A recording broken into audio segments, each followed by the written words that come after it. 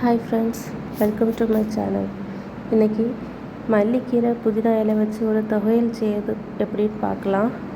அதுக்கு மண் சட்டி எடுத்து சூடு பண்ணிடுறேன். அதில் கட்டி காயத்தை இப்படி பொடிச்சு ஒரு சின்ன துண்டு எடுத்து போட்டுக்கிறேன். அதில் ஒரு கைப்பிடி அளவுக்கு மல்லி சேர்த்துக்கலாம், முழு மல்லி. அதையும் போட்டுட்டு நல்லா வறுத்துக்கோங்க. கொஞ்சம் வறுக ஆரம்பித்த உடனே ஒரு ஸ்பூன் அளவுக்கு ஜீரகம் போட்டுக்கலாம். அதையும் போட்டு நல்லா வறுத்துக்கோங்க. இப்போது ஒரு ஸ்பூன் அளவுக்கு கடுகு போட்டுக்கணும். கடுகு போட்டுட்டு நல்லா வறுத்துக்கோங்க. அந்த கடுகெல்லாம் வெடிக்க ஆரம்பிக்கணும். இப்போ காரத்துக்கு வேண்டி வத்தல் மிளகு சேர்த்துக்கிறேன். உங்களுக்கு காரம் எவ்வளோ வேணுமோ அதுக்கேற்ற போல் சேர்த்துக்கலாம். சேர்த்துட்டு நல்லா வதக்கிக்கணும். அந்த கடுகு வெடிக்க ஆரம்பிக்கணும், அது வரைக்கும் நல்லா வதக்கணும். இப்போது நல்லா வதங்கிருச்சு. இதை ஒரு இதில் மாற்றிடலாம். இப்போது அதே மண் சட்டியில் கொஞ்சோண்டு எண்ணெய் ஊற்றிட்டு நம்ம க்ளீன் பண்ணி வச்சுருக்க ஒரு கட்டு மல்லிக்கீரையை நல்லா வாஷ் பண்ணி எடுத்து வச்சுருந்தேன், அதை அதில் ஆட் பண்ணிடுறேன். இதை பொடி பொடியாக நறுக்கியும் சேர்த்துக்கலாம். நான் அப்படியே சேர்த்துக்கிறேன். புதினா கீரை ஒரு கைப்பிடி அளவுக்கு புதினா கீரையும் சேர்த்துக்கலாம். புதினா கீரை வாஷ் பண்ணி அப்படியே வெளியில் வச்சதுனால அதோடய கலர் சேஞ்ச் ஆகிடுச்சு. நீங்கள் அந்த மாதிரி பண்ணாதீங்க. இப்போ லைட்டாக மூடி வைக்கிறது அந்த கீரை கொஞ்சம் சாஃப்டாகி கொஞ்சம் அமுங்கிறதுக்கு வேண்டி. ஆனால் ஃபுல்லாக மூடி வைக்கக்கூடாது. இனி ஓப்பன் பண்ணியே ஃபுல்லாக வதக்கி எடுத்துக்கணும். மூடி வைக்கும்போது தண்ணி ஊறிட்டே இருக்கும். இந்த மாதிரி இளக்கி விட்டு நல்லா வதக்கிக்கோங்க. மல்லிக்கீரை புதினா எல்லாம் நல்லா சுருண்டு வருது. இந்த மாதிரி நல்லா வதக்கிக்கோங்க. இதில் நம்ம வறுத்து வச்சுருக்க மசாலாவை இடையில பொடிச்சு வச்சிடலாம். இதை இன்னும் நல்லா வதக்கணும். தண்ணி வந்துருச்சுன்னா அந்த தண்ணியெல்லாம் வற்றுற அளவுக்கு வதங்கி வரணும். இப்போது இந்த ஸ்டேஜ் தண்ணியெல்லாம் வற்றிருச்சு. இதை ஒரு பிளேட்டில் மாற்றி வச்சு நல்லா ஆற விட்டுடலாம். இதையும் ஒரு மிக்ஸி ஜாரில் நல்லா பேஸ்ட் மாதிரி அரைச்சி எடுத்துக்கோங்க. நம்ம அரைக்கும்போது தண்ணி சேர்க்கக்கூடாது. ஒரு நெல்லிக்காய் சைஸ் அளவுக்கு புளி ஊற வச்சுருந்தேன், அதோட தண்ணியை அதில் ஊற்றி அரைச்சிக்கோங்க. வேறு எக்ஸ்ட்ரா தண்ணி சேர்க்க வேண்டாம்.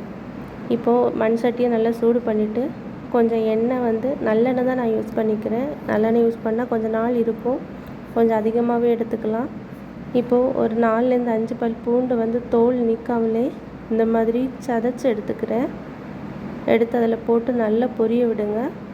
எண்ணெயில் அந்த பூண்டு நல்லா பொரிஞ்சு வரணும். அது வரைக்கும் பொரியட்டும். இப்போ ஒரு பொரிஞ்சிட்டு பூண்டு, இந்த டைமில் நம்ம பொடிச்சு வச்சுருக்க மசாலாவை அதில் சேர்த்துட்றேன். உங்களுக்கு எண்ணெய் கொஞ்சம் கூட எடுக்கணுன்னா எடுத்துக்கலாம், பிரச்சனை இல்லை. எண்ணெய் நிறைய சேர்த்தா சீக்கிரமாக கெட்டு போகாது, அப்படி இருக்கும். இந்த மாதிரி நல்லா வதக்கிக்கோங்க. மசாலா நல்லா வறுபடும், அந்த வாசனை நல்லா வெளியே வரும், நல்ல வாசனையாக இருக்கும். இந்த டைமில் நம்ம அரைச்சி வச்சுருக்க புதினா மல்லி பேஸ்ட்டை அதில் சேர்த்துட்றேன். சேர்த்துட்டு நல்லா மிக்ஸ் பண்ணிக்கிறேன்.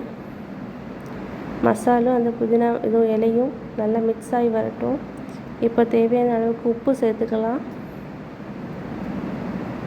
உப்பு சேர்த்துட்டு மீதி புளி கரைசல் பண்ணி வச்சுருந்ததை அதையும் அதில் ஊற்றிடுறேன்.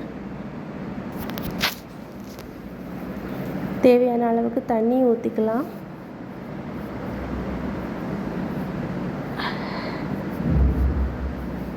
இப்போ மிக்ஸ் பண்ணிவிட்டு இப்போ தண்ணி தேவைப்படும், அதனால் கொஞ்சம் கூட தண்ணி ஊற்றிக்கிறேன். தண்ணி ஊற்றிட்டு நல்லா வற்ற வச்சு வரும்போது தான் அந்த மல்லிக்கீரை நல்லா வெந்து குழஞ்சி வரும். இந்த மாதிரி தண்ணி ஊற்றிக்கலாம். இப்போ உப்பு புளி பார்த்துக்கோங்க. இப்போ கரெக்டாக இருந்துச்சுன்னா ஒன்றும் இல்லை, நமக்கு புளி கொஞ்சம் கூட தேவைன்னா இன்னும் ஊற்றிக்கலாம். இப்போ வற்ற ஆரம்பிக்குது.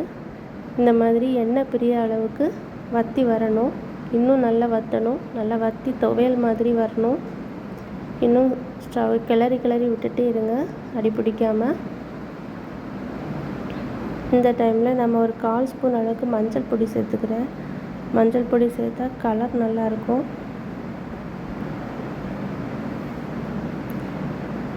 மஞ்சள் பொடி சேர்த்து நல்லா மிக்ஸ் பண்ணிக்கலாம். இப்போது ஒரு சின்ன துண்டு சர்க்கரை சேர்த்துக்கலாம். இது காரம், புளிப்பு, இனிப்பு எல்லாமே சேர்ந்து இருக்கும். அப்போ தான் அது சாப்பிட நல்லா டேஸ்ட்டாகவும் இருக்கும். இப்போ சூப்பரான மல்லி துவையல் நல்லா ரெடி ஆகிடுச்சு. நல்லா வற்றிருச்சு பாருங்கள். நல்லா வற்றி வருது. இந்த ஸ்டேஜில் நம்ம ஸ்டவ் ஆஃப் பண்ணிடலாம். ரொம்ப டேஸ்ட்டாக இருக்கும். இட்லி, தோசை, சப்பாத்தி, சாதத்துக்கு கூட எல்லாம் வெறுமையாகவே பிசைஞ்சு சாப்பிட்லாம். ரொம்ப நல்லாயிருக்கும். தயிர் சாதத்துக்கு கூட நல்ல காம்பினேஷன். ட்ரை பண்ணி பாருங்கள். பிடிச்சிருந்தா லைக் பண்ணுங்கள், ஷேர் பண்ணுங்கள், சப்ஸ்கிரைப் பண்ணுங்கள். தேங்க்ஸ் ஃபார் வாட்சிங்.